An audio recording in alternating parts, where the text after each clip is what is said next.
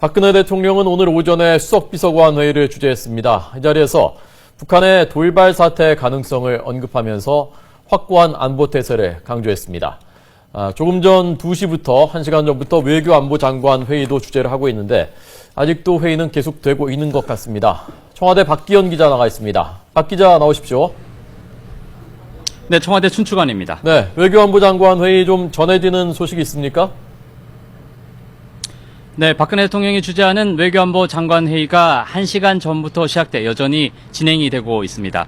하지만 아직까지 구체적인 회의 내용이나 결과는 나오지 않고 있습니다.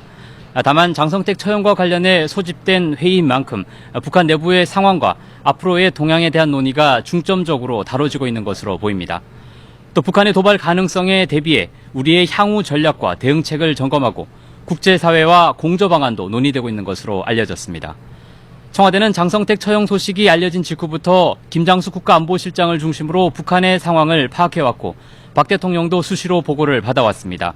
하지만 오늘 대통령 주재로 회의가 열려 상황을 점검하는 것은 그만큼 북한의 상황을 위중하게 받아들이고 있다는 것으로 분석됩니다. 앞서 오전에 열린 수석비서관 회의에서도 박 대통령은 북한의 정세가 불투명하다면서 무모한 도발과 같은 돌발 사태도 배제할 수 없다고 지적했는데요. 이 때문에 범국가적인 차원에서 민관군이 함께 총체적으로 대비해야 한다면서 국가안보실을 중심으로 북한의 동향을 예의주시하고 모든 상황에 대비하라고 말했습니다. 박 대통령의 발언 내용 직접 들어보시겠습니다. 최근 북한에서 전개되고 있는 일련의 사태를 보면 향후 북한 정세가 어떤 방향으로 진행이 될지 불투명하고 무모한 도발과 같은 돌발 사태도 배제할 수가 없는 상황입니다.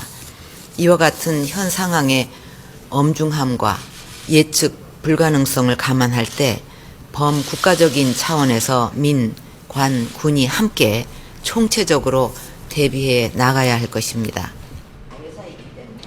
박 대통령은 특히 군과 경찰이 서해 5도를 비롯한 북한 인접 지역에 대한 안보 태세를 강화하고 치안 유지에도 만전을 기하라고 주문했습니다. 또 북한이 우리 내부 분열과 혼란을 야기할 가능성을 지적하면서 국민들이 불안하지 않도록 정부가 최선을 다하고 정치권도 노력을 다해달라고 요청했습니다. 지금까지 청와대 춘추관에서 YTN 박기현입니다.